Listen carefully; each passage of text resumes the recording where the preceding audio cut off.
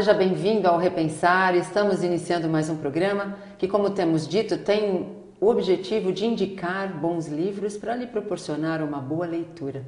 E o livro que nós destacamos hoje é o livro intitulado Um Novo Olhar sobre o Evangelho. E quem vem conversar conosco, a nossa convidada de hoje, é a Beatriz Carvalho, que foi a autora deste livro. Beatriz, é um prazer tê-la aqui conosco para falar desse tema que é um tema, pelo menos para mim, um tema muito bom, né? Olha, eu é que estou muito contente de ter essa oportunidade de poder falar sobre o meu livro, sobre o Evangelho de nosso Mestre. Bom, Beatriz, a gente sempre fala um pouquinho, quando é a primeira vez do convidado, né? A gente espera que você escreva outros e que venham participar conosco outras vezes, né? Mas a gente sempre fala um pouquinho do convidado, né? Qual é a atividade dele, qual é a sua atividade nesse movimento espírita, né? O que a levou para o movimento espírita, enfim.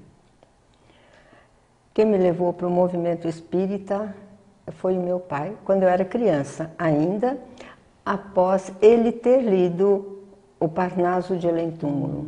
O meu pai era da igreja presbiteriana e, quando leu este livro, ficou encantado e procurou ler os livros de Kardec e ficou espírita, e eu com ele. Inclusive, decorei muitas poesias do Parnaso de Além Túmulo, porque esse livro é maravilhoso. Maravilhoso. É maravilhoso. Maravilhoso. E foi aí que eu comecei a ler os livros que o papai trazia. Gostei muito, me afinizei muito com o espiritismo, porque a minha mãe era católica e o meu pai protestante da igreja presbiteriana. E eu estava entre os dois.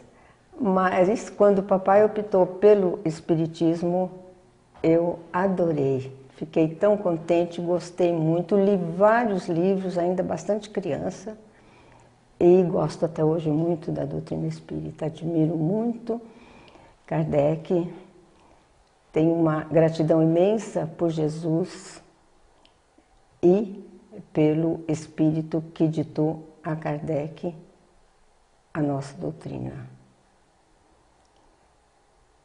É isso que eu posso dizer para você. Sinto muito feliz nela. Muito bom. Então, o Espírito Verdade. O que levou? Bom, a gente já tem uma ideia do que levou você a escrever o livro, né? Mas por que o livro, né? De onde ele surgiu? Como foi esse processo para você elaborar o livro? Esse livro foi surgindo aos poucos, sob a forma de apontamentos para o nosso grupo de estudos. Na minha casa nós reunimos há muitos anos para estudarmos a doutrina espírita, para estudarmos o espiritismo científico e o evangelho sob o prisma espírita também.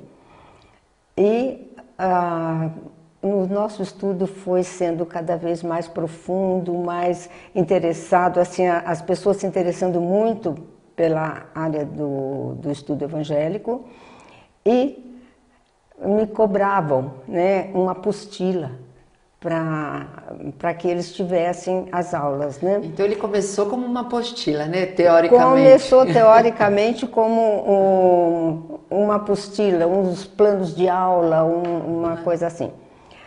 Aí depois nós temos um período de alguns minutos, mais ou menos 20 a 30 minutos de contato com o mundo espiritual. Temos duas médiums e vários espíritos maravilhosos que se comunicam conosco, né? Eles comentam o que nós conversamos, né? Acrescentam alguma coisa, puxam a nossa orelha de vez em quando. Porque não é só... a gente não pode só esperar elogio do plano espiritual, né? Senão a gente não cresce. Não pode, não. Mas eles chamam a atenção. Inclusive chamaram muito a atenção que nós devemos divulgar mais o Evangelho. Que o Evangelho estava sendo estudado muito profundamente, muito bom, muito tudo, mas fechado em quatro paredes, e não era certo isto. Isso falaram umas 2 ou 3 vezes. Então, falei com as senhoras que vão lá em casa, vocês precisam fazer palestras, vocês precisam divulgar. mais uma, eu não sei, ou eu não tenho jeito para isso, né? Então, aí surgiu a ideia do livro. Vamos escrever um livro, a gente edita e aí tem uma possibilidade maior de divulgar a doutrina. Porque você não precisa estar diretamente lá falando. Sim. Você pode primeiro dar o livro, né? É como os traficantes, né? Experimente ele, depois a gente conversa a respeito, a gente né? vai. Porque aí ele toma gosto e vai em frente. E vai em frente, né? E tem uma penetração muito maior do que a gente poderia fazer de divulgação. Porque nem sempre a gente pode ir a vários lugares, né? Nem sempre a gente pode ir. Eu tive notícias que esse livro está em Portugal, inclusive. Olha que maravilha. Quer dizer, quando que eu poderia ir lá fazer isso? Não é fato? Então, o livro realmente é um veículo excelente para divulgação de ideias. Eu acho que a internet não vai conseguir tirar essa possibilidade que o livro leva, eu não troco. Não é verdade? Eu não troco. Eu gosto muito de ler. Gosto muito mesmo de ler. Então, foi assim que foi... O primeiro impulso que eu tive foi de fazer uma edição particular de poucos livros e distribuir para os meus amigos, para os conhecidos, etc. E foi feito uma edição particular com o nome de Evangelho, a Pedra Angular do Espiritismo, sabe? Ou o contrário, Espiritismo, a Pedra Angular do Evangelho. Não, o contrário mesmo, Evangelho, a Pedra Angular do Espiritismo. E esse livro eu doei para uma porção de pessoas, ainda tem um restinho dessa edição lá em casa. Aí então, um dia eu estava vendo um prospecto de livros, né, que eu recebo da Editora M, e vi que tinha vários livros doutrinários. E falei, vou perguntar lá se eles se interessam em editar o meu. E falei com o Arnaldo.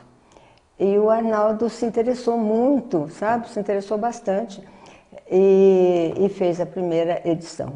E levei até um susto, porque no mesmo mês ela esgotou. Então, foram várias edições. Já está na 4ª edição em 6 meses. Que maravilha. Quer dizer, está vendendo bastante. A minha alegria não é tanto, até por ter sido eu que escrevi isso, porque o conteúdo desse livro não é meu, é de Jesus e de Kardec. Né? Não tem dúvida, eu fui simplesmente a escriba aí. Exato. Então, mas pelo interesse que a população está tendo pela leitura do Evangelho. Eu fiquei muito contente com isso. Muito bom. Nós vamos a um breve intervalo e já voltamos falando sobre este livro, Um Novo Olhar sobre o Evangelho.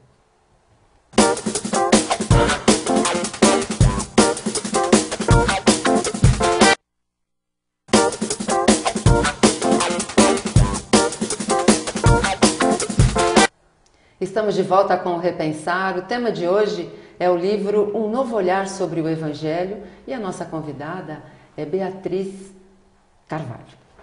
Beatriz, você já contou aí como foi a história, né, da elaboração do livro, mas agora eu queria que você me contasse qual foi a sua prioridade nos temas escolhidos, né? Porque tem uma ordem, uma sequência, né, de temas que você chamou no começo de apontamentos, porque era o que você estava buscando, né, para formar a apostila. Qual foi essa prioridade? A prioridade foram esses 4 capítulos que eu passei para você, sobre os 4 pilares básicos, porque foi em cima dessa demonstração de integração do Espiritismo, né, do Espiritismo com a doutrina espírita, com o Evangelho, foi ali que eu tirei todos os dados para analisar todas as passagens evangélicas de Jesus. São todas passagens estudadas em cima dessas três bases de Kardec. E estão no Evangelho, como Kardec colocou no Espiritismo. Por isso, eu fiquei mais assim consciente de que o Espiritismo é uma complementação do Evangelho de Jesus, em todos os sentidos. Como doutrina evolucionista, tanto o Evangelho como o Espiritismo, ambas abertas ao progresso da ciência. As duas são, quer dizer, o método usado é o mesmo. Analisa-se todas as descobertas científicas porque elas fazem parte das leis naturais de Deus. Tanto o Evangelho como o Espiritismo. Certo, certo. São doutrinas absolutamente integradas, as duas. Então, quando o Espiritismo diz que, quando a gente afirma que o Consolador prometido é o Espiritismo, ele é mesmo? Não tenha a menor dúvida.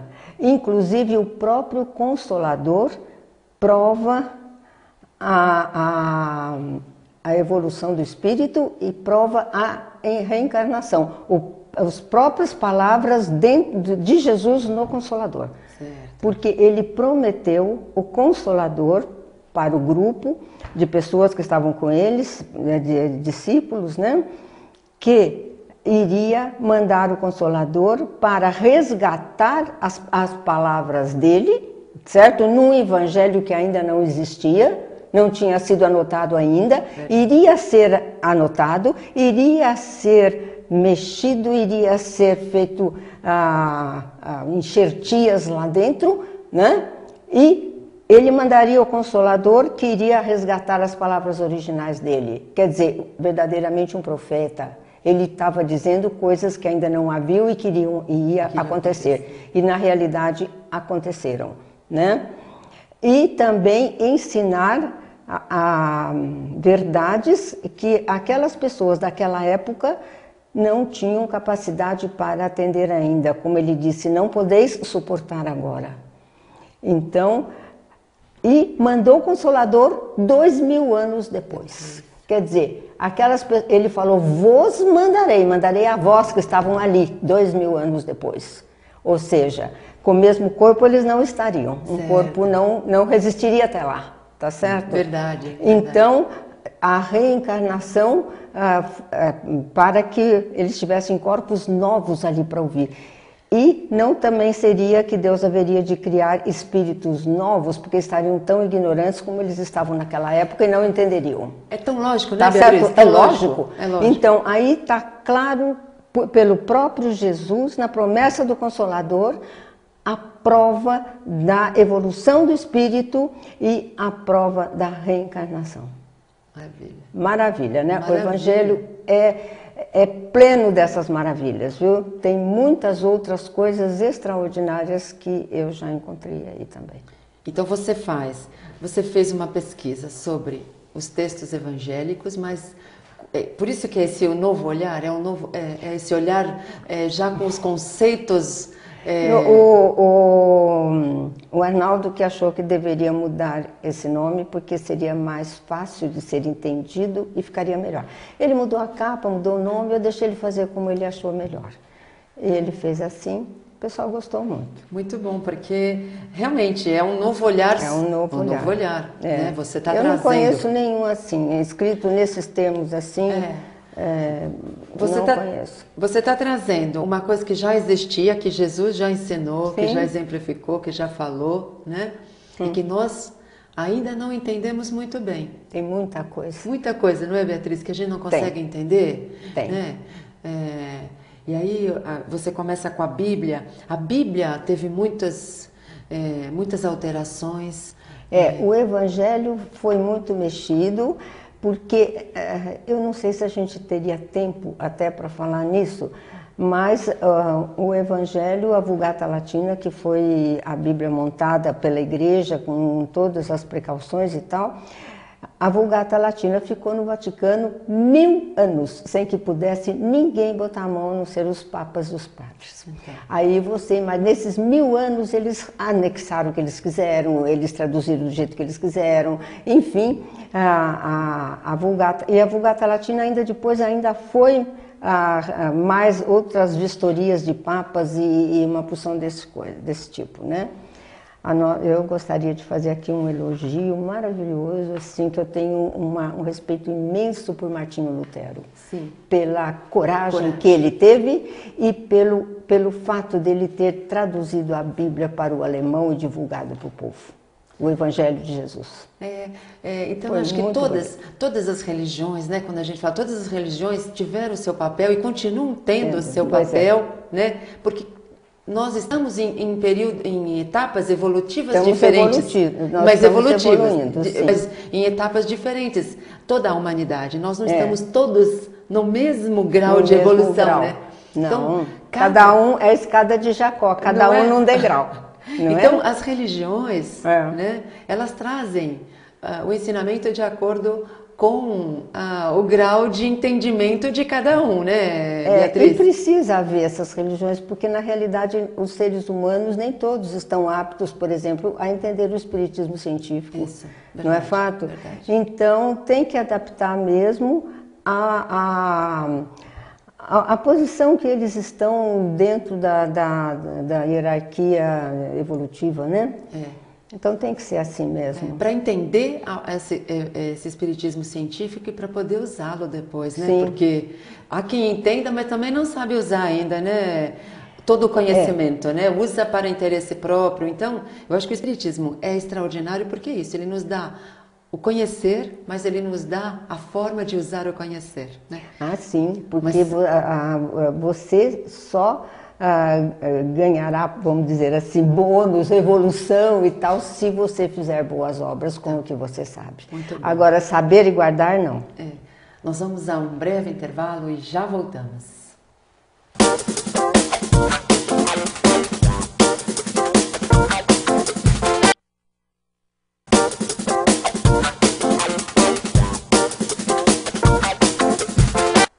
Estamos de volta com o Repensar. Hoje o nosso tema é o livro Um Novo Olhar sobre o Evangelho. Quem está comentando sobre ele é a sua autora, Beatriz Carvalho. Bom, Beatriz, a gente falou, mas a gente não falou da estrutura do livro. Do que ele tem aqui, do que ele contém, né? Quais são os temas que você buscou lá no Evangelho para falar, comentar? Eu dividi esse livro em 3 partes. A primeira parte, colocando Jesus no espaço-tempo em que ele viveu. Então, escrevi de uma maneira bastante sucinta a história do povo hebreu, a geografia da onde eles viveram, né? E toda essa parte do Velho Testamento, principalmente a história do povo e tudo. Até a missão de Jesus, é isso? Até Jesus. E no meio, a segunda parte, são os textos evangélicos, todos eles agrupados sob a forma, de acordo com o conteúdo deles, porque os evangelistas não escreveram esses temas obtecendo sequência nenhuma. Então, nem de tempo, nem de assunto, nem de nada. Escreveram assim todos mais ou menos soltos. Então, nós agrupamos segundo os temas, né? Para poder depois fazer a análise com o Evangelho e a doutrina espírita. E a terceira parte eu fiz digamos assim, um apanhado mais a fundo de alguns temas que eu achei interessante. São 4 ou 5 temas só. E tem o sinal do profeta Jonas, que é muito interessante porque ele é bastante conhecido e não é interpretado, né? O sinal do profeta Jonas, a convocação dos apóstolos. Tem as tentações de Jesus, né? Como? As chamadas tentações de Jesus. Sensações? Como? As tentações. As chamadas tentações de Jesus também. E a Santa Ceia. A Santa Ceia, aliás, a Santa Ceia tem algo muito interessante que vale a pena até a gente então, destaca para nós. Abordar. Então, Jesus, quando pegou o cálice e bebeu o vinho na Santa Ceia, ele disse assim: este é o meu sangue que é derramado Este é meu sangue, o sangue do novo concerto, que é derramado por muitos. Né? Agora, a chave daí está você saber o que é o novo concerto. O novo concerto é uma profecia de Jeremias no Velho Testamento, está no livro de Jeremias, capítulo 31, versículo 31. Esse eu sei porque é igual. Então, o que diz lá? O Senhor diz a Jeremias o seguinte: colocarei a minha lei no teu coração. Colocarei a minha lei dentro de vós, né?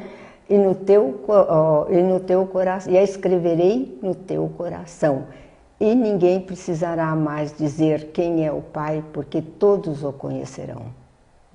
Agora, você pega esse trecho e leva para o Livro dos Espíritos, capítulo, pergunta 621, parece-me que Kardec pergunta para o Espírito Verdade, onde está a lei? Ele diz, na consciência. E ninguém precisa explicar onde a lei, porque todos a conhecerão. As mesmas palavras do profeta Isaías antes de Jesus. Você vê que coisa extraordinária. E Jesus ratificou as palavras dele na Santa Ceia. E olha, escrita no teu coração a lei, quer dizer, não mais na pedra. Exato. Você entendeu? Não mais na pedra. Ninguém vai poder mudar, ninguém vai poder alterar. Não, quer dizer, quer dizer, a lei mosaica está cumprido o tempo dela vigorar. Daqui para frente é outra lei. Certo? Outra lei escrita no coração, e não na pedra. E dentro de vós. Ele não veio destruir nenhuma lei que estava escrita na pedra, mas ele veio nos ajudar. Ele veio substituir. Substituir.